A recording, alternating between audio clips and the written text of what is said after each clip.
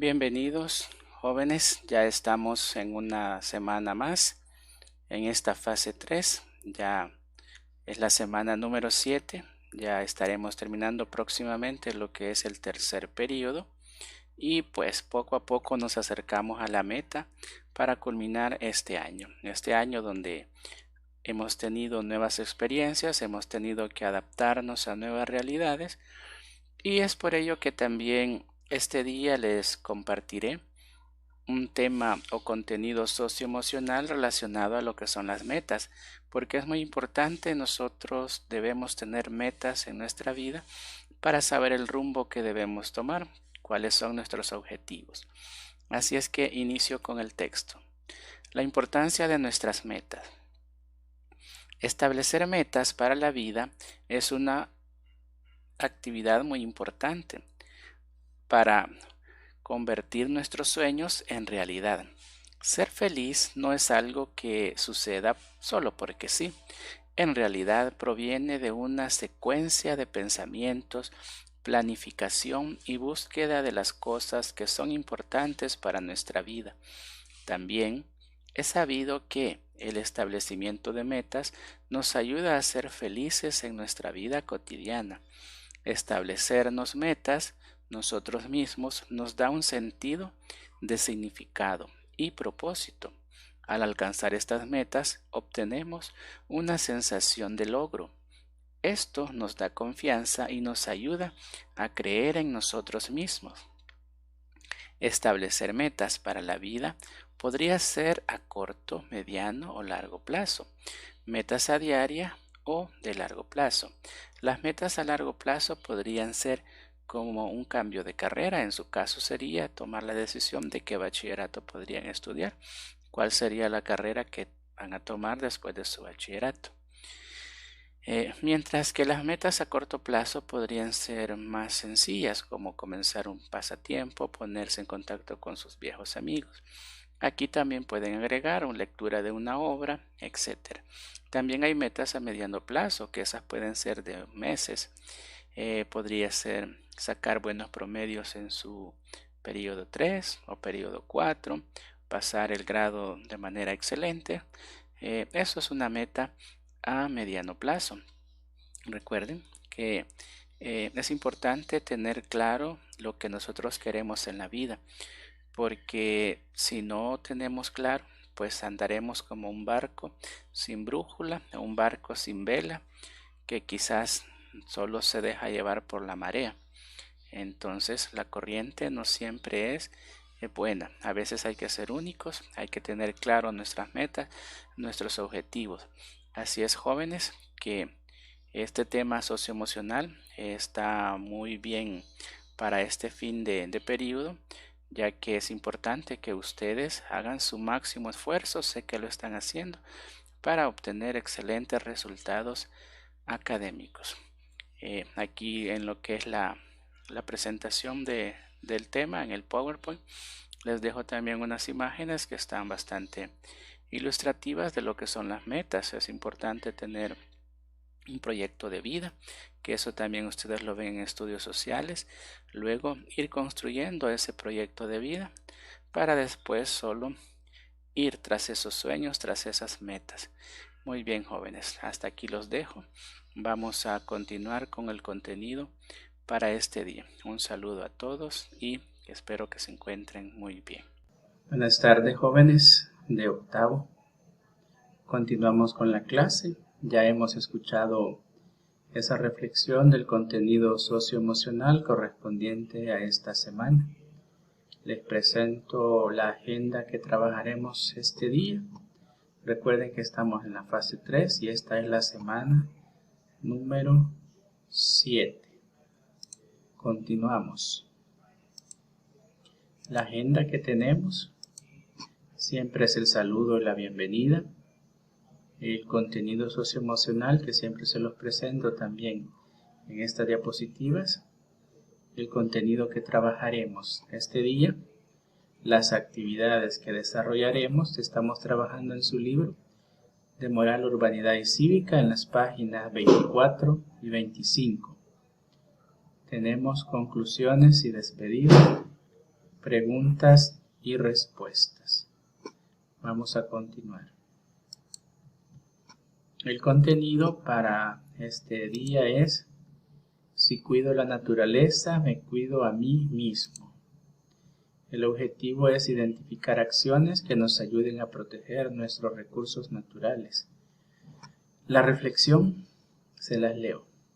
La importancia de nuestras metas. Establecer metas para la vida es una importante forma para convertir nuestros sueños en realidad. Ser feliz no es algo que suceda solo porque sí. En realidad, proviene de una secuencia de pensamientos, la planificación y búsqueda de las cosas que son importantes para nuestra vida. También es bien sabido que el establecimiento de metas nos ayudan a ser más felices en nuestra vida cotidiana. Establecernos metas nosotros mismos nos da un sentido de significado y propósito. Al alcanzar estas metas obtenemos una sensación de logro. Esto nos da confianza y nos ayuda a creer en nosotros mismos. Establecer metas para la vida podría ser a corto plazo, metas diarias o de largo plazo.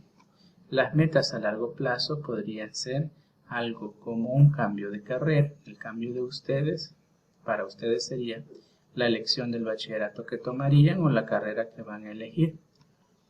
Mientras que las metas a corto plazo podrían ser algo más sencillo como comenzar un pasatiempo o ponerse en contacto con amigos. Estas imágenes que ustedes pueden observar aquí reflejan muy bien lo que es los pasos a seguir para el establecimiento de metas. Si se fijan, hay que empezar con la identificación de objetivos o qué acciones vamos a realizar para el cumplimiento de nuestras metas. Un segundo paso podría ser ponernos a trabajar para el logro de esos objetivos y metas. Pueden ser de forma individual o de manera grupal, dependiendo de los intereses que se quieran lograr en esas metas planteadas. Y al final tenemos aquí lo que es ese impulso que debemos tomar o que debemos tener bien claro, esa meta a lograr. Y de esa forma, pues estaríamos cumpliendo ese objetivo. Continuamos. Tenemos una actividad de inicio que es una historia que vamos a reflexionar. Dice: lee detenidamente la historia y reflexiona mediante las siguientes preguntas. Al final estarían las preguntas. Julieta y Carlos son dos hermanos que junto con su familia suelen ir de paseo los fines de semana. Visitan lugares turísticos como playas o sitios donde pueden disfrutar de la naturaleza y el clima fresco. En sus acostumbradas caminatas ecológicas, ellos piensan que su contacto con la naturaleza los hace sentir mejor. En su seno familiar han aprendido a tener respeto por toda la naturaleza. Por tanto, donde quiera que se encuentren, Julieta y Carlos practican valores vitales de respeto hacia el ambiente y la vida en general. Las preguntas o la frase aquí sería lo que vamos a responder. ¿Qué significado tiene la frase? Su contacto con la naturaleza los hace sentir mejor. Aquí, jóvenes, lo que debemos reflexionar es que está claro que cuando nosotros interactuamos con la naturaleza, aquí están estas imágenes, pues el espíritu, los ánimos cambian. Entonces se obtiene una salud mental, de alguna forma también física, porque hacemos cosas diferentes, no pasamos solo sentados, sino que caminamos, podemos incluso visitar un río o un lago y hacer un poco de deporte. Igual si tenemos una bicicleta y vamos a un lugar apropiado, podemos utilizarla, pero si se fijan, siempre practicando esos valores vitales de respeto hacia el ambiente. La siguiente, ¿te sientes identificado con la historia? ¿Por qué? En ese sentido, lo que les pregunta es si ustedes acostumbran visitar este tipo de lugares y si piensan de la misma forma que al estar con el medio ambiente o con la naturaleza, uno se siente mejor o tiene un mejor estilo de vida. Pues la respuesta debería ser obvia y es que sí, porque estar en el contacto con la naturaleza es lo mejor que nos puede pasar. Entonces sí nos sentiríamos identificados. Depende de cada uno. Si ustedes creen que no, pues allí responden en su libro, en la página 24 y 25, lo que ustedes consideran. Vamos a continuar. La información clave para este contenido dice: en los últimos siglos el ser humano ha sido protagonista y testigo de la destrucción masiva y sistemática de los recursos naturales, lo que ha ocasionado un desequilibrio en la naturaleza.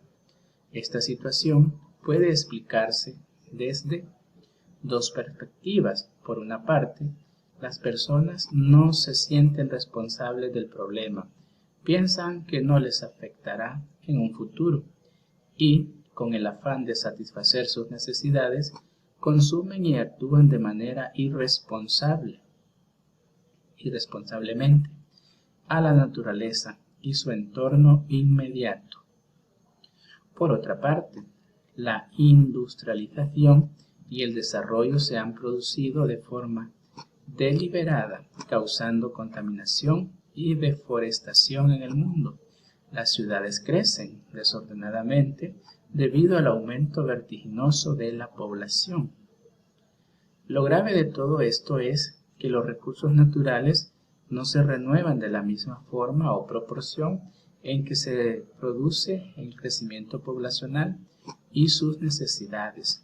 De hecho, ciertos recursos no son renovables y ponen en peligro su disponibilidad para las futuras generaciones.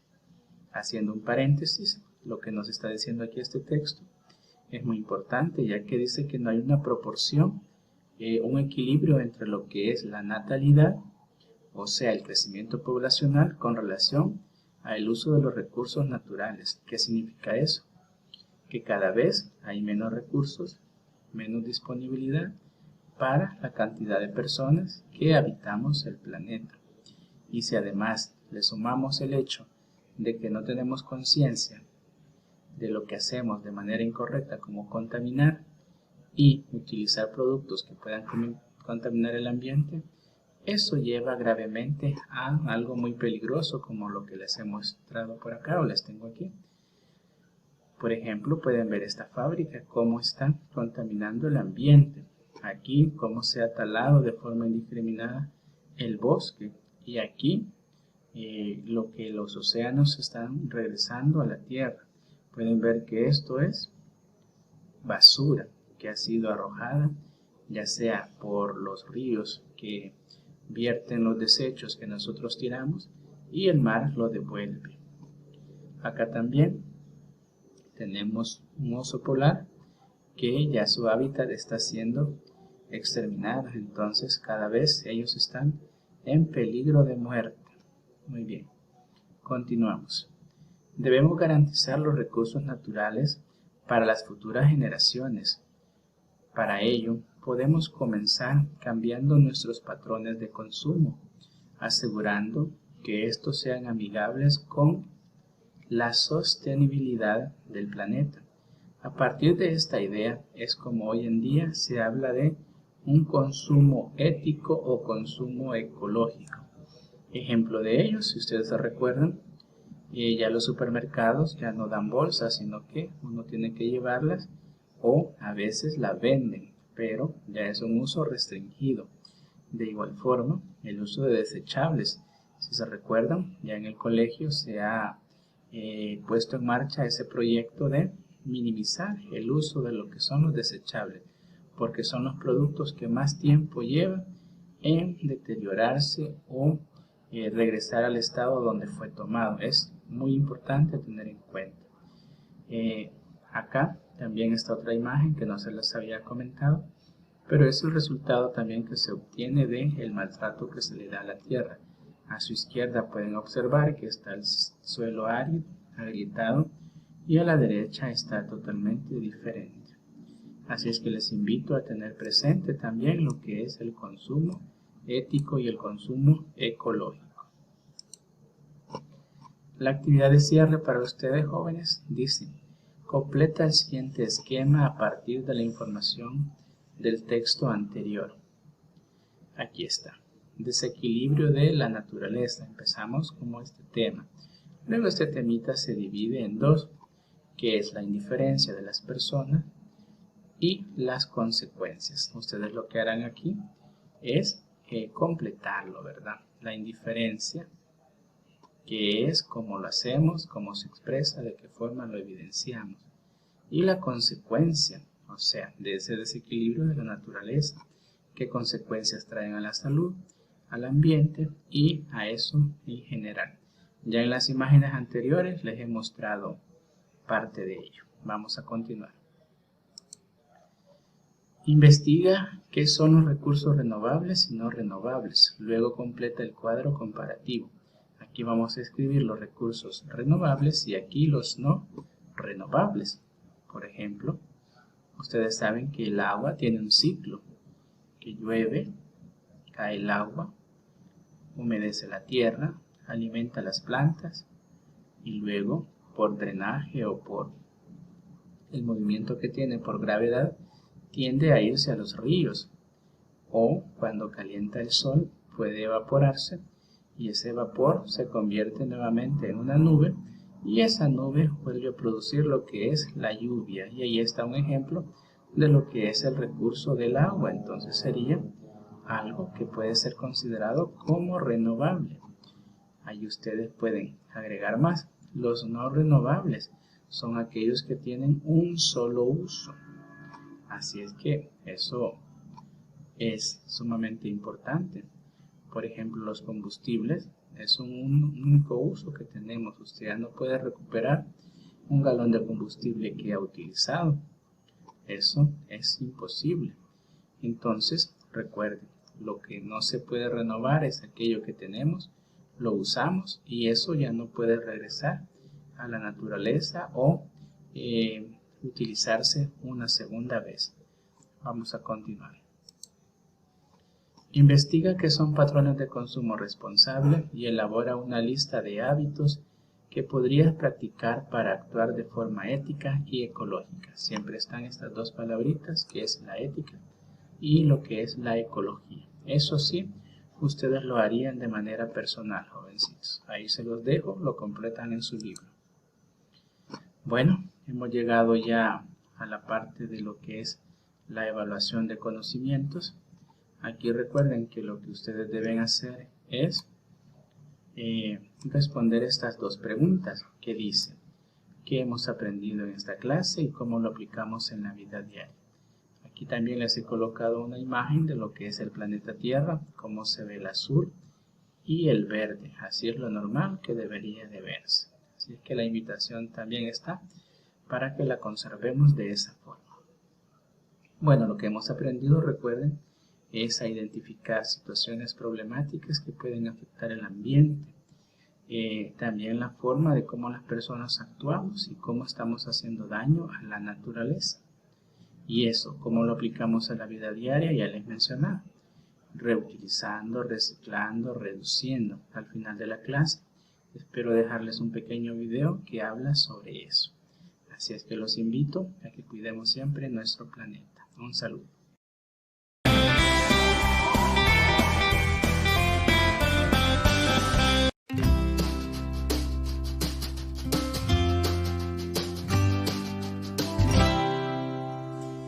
Hola, soy la Tierra. Sí, el planeta Tierra, donde vivís. Os voy a hablar de 3 palabras que empiezan por R, que me encantan. Son reducir, reutilizar y reciclar. ¿Sabéis por qué me gustan tanto? Porque son palabras casi mágicas. Juntas pueden hacer que todos los seres vivos y yo misma seamos más felices. Digo que son casi mágicas porque solas no pueden hacer nada. Os necesitan a todos los niños para poder hacer el truco. Sois cada uno de vosotros los verdaderos magos de las 3 R's. Las 3 juntas pueden cambiar el mundo. ¿Queréis saber cómo? ¡Sí! Pues vamos a conocerlas. La primera R es reducir. Si lo piensas un poco antes, hay montones de cosas que no necesitas. Cuando vas al supermercado, seguro que puedes llevarte una bolsa para las compras en vez de usar las que allí te dan. Así reduces el uso del plástico, que es muy contaminante. Seguro que tampoco te hace falta que imprimas tantos documentos y fotos, ni que dejes las luces, la televisión o el ordenador encendidos cuando no los estás usando. Si lo haces, reducirás el uso de papel y de energía y ayudarás a que haya menos contaminación. Y estos son solo unos pocos ejemplos. Seguro que se os ocurren muchas más formas de reducir todo aquello que pueda generar un gasto o un desperdicio innecesario. Te ayudará una simple pregunta antes de ir a comprar. ¿Seguro que lo necesito o es un capricho? La segunda R es la de reciclar. Ahora es más fácil que nunca reciclar las cosas que ya no necesitamos para que muchas vuelvan a ser usadas. Muy cerca de casa encontraréis lugares como los puntos limpios y contenedores adecuados donde depositar latas, plásticos, papel, cristales o residuos orgánicos. Tienen hasta sus colores propios para que los podáis identificar fácilmente. Usándolos, evitaréis la contaminación de la naturaleza, de los ríos y mares y también de la atmósfera, es decir, del aire que respiráis. Y por fin la tercera R, la de reutilizar. ¿Cuántas cosas podemos usar muchas veces en vez de tirarlas y darles una segunda vida útil? ¿No te parece? No sé, déjame pensar. Una hoja de papel que solo tiene una cara impresa. Una caja de cartón.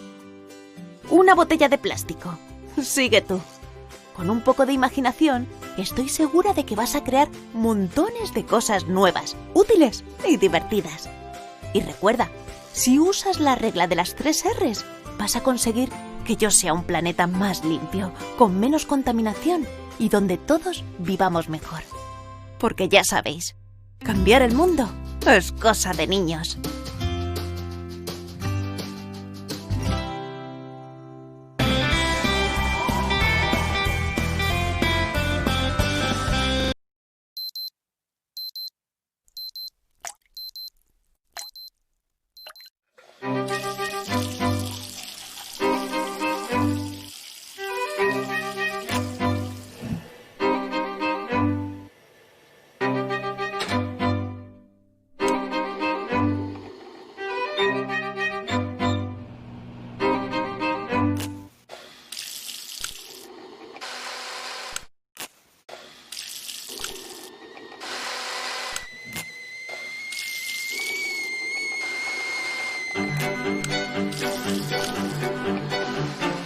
Todos los días, cuando nos despertamos, comienzan a escucharse una serie de ruidos que nos acompañarán a lo largo de la jornada.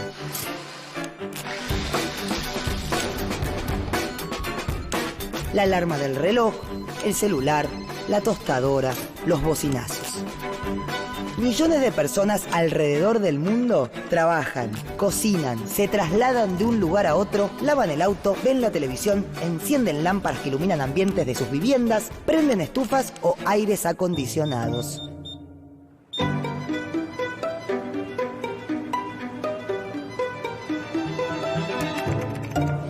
Estas acciones y sonidos se han vuelto tan mecánicos que ya no les prestamos atención, pero están ahí. Son parte de nuestro día a día, son parte de la vida moderna. ¿Cómo afectan nuestros hábitos cotidianos al cambio climático? ¿Cómo se pueden minimizar estos efectos en cada uno de los lugares en los que se desarrolla nuestra vida?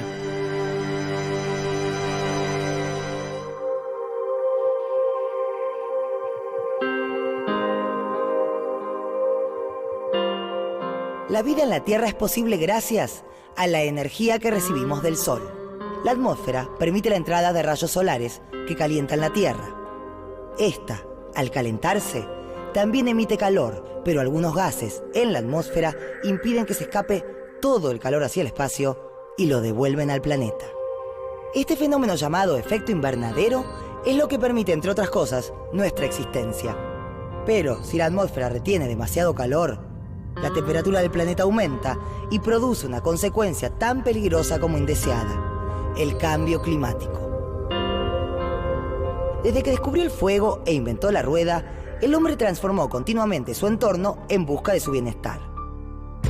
En esta búsqueda, logró grandes avances y descubrimientos, pero también alteró ciclos propios de la naturaleza. Las industrias, la producción a gran escala, el uso de máquinas pesadas y la quema continua de combustibles fósiles provocan un constante aumento en el volumen de los gases que quedan alojados en la atmósfera. Estos son los gases de efecto invernadero. El dióxido de carbono es uno de ellos y es el resultado de casi todas las actividades humanas, desde pequeñas acciones cotidianas, como dejar una luz encendida, hasta desastres ambientales, como los incendios forestales. Todos son parte de una cadena de contaminación global que puede poner en serio peligro el futuro de la vida en la Tierra. Las causas y las consecuencias del calentamiento global son muchas y están vinculadas entre sí.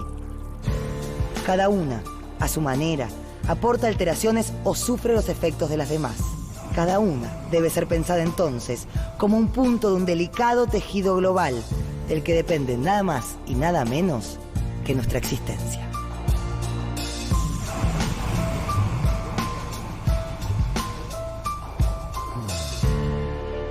Una de las causas del calentamiento global son algunas de las emisiones que generan las acciones de nuestra vida cotidiana.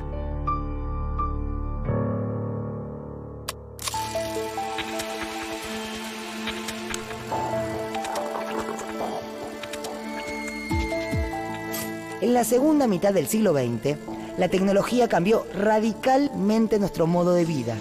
Millones de consumidores pudieron acceder a una oferta ilimitada de productos diseñados para hacer más fáciles nuestras tareas de la vida cotidiana y generar confort y comodidad. Productos que a medida que evolucionaban, consumían más energía y producían más contaminación. En cualquier lugar, nos encontramos rodeados de máquinas y objetos que nos facilitan la vida y de los que muchas veces dependemos. La industria automotriz, por ejemplo, el uso de teléfonos móviles, de computadoras portátiles, crecieron exponencialmente en las últimas décadas. Donde antes había un ventilador de techo, hoy puede haber un aire acondicionado. Donde se enchufaba un solo aparato, hoy se conectan 4 o 5 dispositivos eléctricos al mismo tiempo. Si cada día más personas acceden a más aparatos eléctricos, ¿cómo podemos hacer para que estas variables de consumo no se salgan de control y aceleren el cambio del clima en nuestro planeta?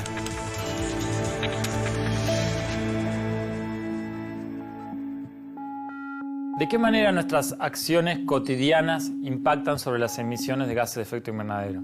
Bueno, de muy diversas maneras. Por ejemplo, cada vez que prendemos una lamparita se está consumiendo energía.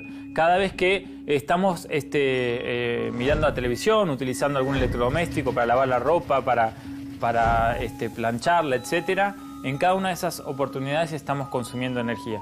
Todas estas cuestiones que hacen a nuestra vida cotidiana, a la de todos nosotros, y que requieren el consumo de energía, tienen un impacto sobre las emisiones de gases de efecto invernadero.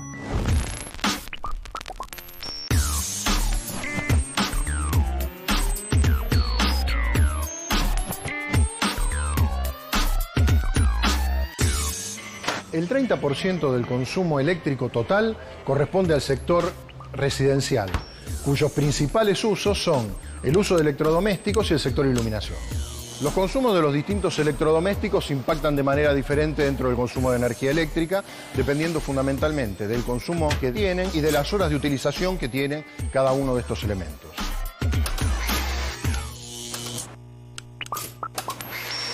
Teniendo en cuenta que el equipamiento típico de una casa implica un consumo de alrededor de 550 o 580 kWh bimestrales, prácticamente un 20% se lo lleva la conservación de alimentos, o sea, las heladeras.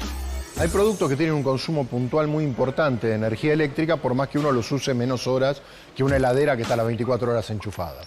Y son aquellos productos que contienen una resistencia eléctrica, como ser las planchas, las cocinas eléctricas, los hornos eléctricos, las estufas a cuarzo o incluso los lavarropas.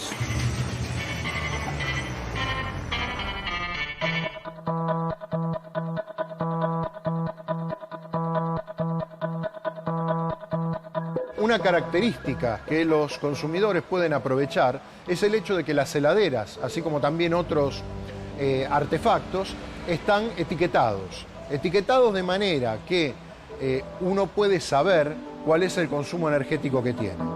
En el caso de las heladeras, por ejemplo, tenemos que el etiquetado va desde la A hasta la G y una heladera A está consumiendo algo más de un 70% menos de electricidad que una heladera G.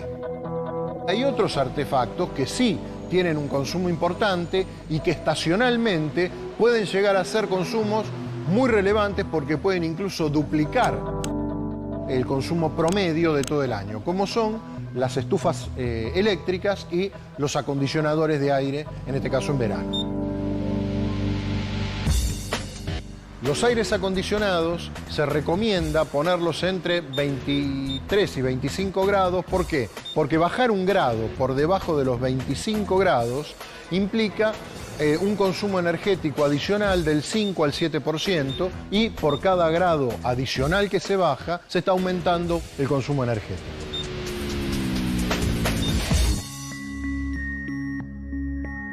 En el caso de los electrodomésticos que tienen la función standby, cuando están en esa función también se está consumiendo energía. Si uno piensa que esa lucecita roja la multiplico por la cantidad de tiempo que está encendida, por 24 horas, por 365 días al año, por años, y la multiplico por millones de personas, esa lucecita roja tiene un impacto muy grande.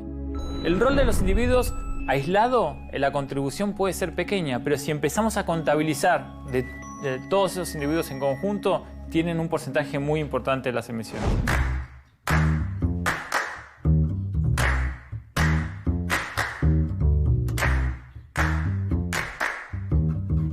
Hoy, ¿prendiste la computadora? ¿Hiciste café? ¿Cocinaste? ¿Sabías que todo eso produjo gases de efecto invernadero? Todas estas acciones, por pequeñas que sean, son parte de una cadena firme y sensible relacionada con el consumo de recursos no renovables como el agua y los combustibles fósiles. Por esto, en la cadena de consumo que va desde que nos despertamos hasta que nos acostamos, está presente el cambio climático. Seguramente estarán pensando en cómo averiguar la cantidad de gases de efecto invernadero que generamos. Para esto existe una herramienta, la huella de carbono. La huella de carbono es un indicador que normalmente se utiliza para medir el impacto de los distintos estilos de vida de las personas sobre el cambio climático. ¿En qué consiste la huella de carbono? Consiste en medir cada una de las actividades que desarrollamos nosotros cotidianamente y asignarle a cada actividad un peso en términos de emisiones de dióxido de carbono. Entonces, ¿cómo se puede determinar la huella de carbono de una persona? Uno tendría que medir las emisiones vinculadas al transporte de esa persona, las emisiones vinculadas al consumo de energía, las emisiones vinculadas a la generación de residuos. Para cada uno de esos casos uno tiene que identificar cuáles son las fuentes de emisión. Entonces, por ejemplo, en el transporte la fuente de emisión es la quema de combustible cuando el auto está en movimiento. En el consumo de energía en casa, las emisiones están vinculadas a que cuando uno prende una lamparita se está generando energía que produce emisiones en algún lugar para que yo pueda tener luz.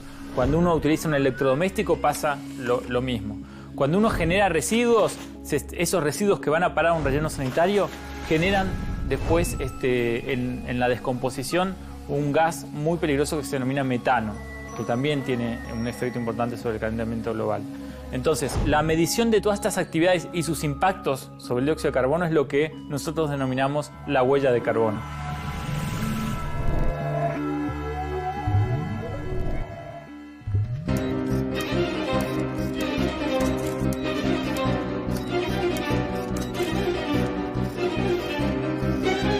Es difícil imaginar que cada uno de nosotros contribuya al calentamiento global por planchar la ropa, por abrir la heladera o por comprar en el supermercado. Sin embargo, la multiplicación de esas actividades puede ser tan nociva como un vehículo en marcha o una chimenea industrial. Un argentino, como cualquiera de estos que camina entre las góndolas, emite alrededor de 6 toneladas de dióxido de carbono al año. 6.000 kilos. Mucho, ¿no? Pero las emisiones no comienzan cuando los productos llegan a nosotros. Esos alimentos o artefactos requirieron un gasto de energía para su fabricación, su transporte y su posterior exhibición, generando así su propia huella de carbono. Además de la huella de carbono de las personas, también se puede hablar de la huella de carbono de los productos, es decir, las emisiones asociadas a la fabricación de los productos. No todos los elementos con los que interactuamos cotidianamente tienen la misma huella de carbono. Hay elementos, hay materiales que tienen, que son altamente intensivos en emisiones de gases de efecto invernadero. Por ejemplo, el plástico, el vidrio, el aluminio, son materiales que requieren para producirse la liberación de enormes cantidades de emisiones. Y así como las emisiones de gases de efecto invernadero no comienzan cuando los productos llegan a nosotros, tampoco terminan cuando los dejamos de usar. Todo lo que usamos genera un residuo, todo se desecha.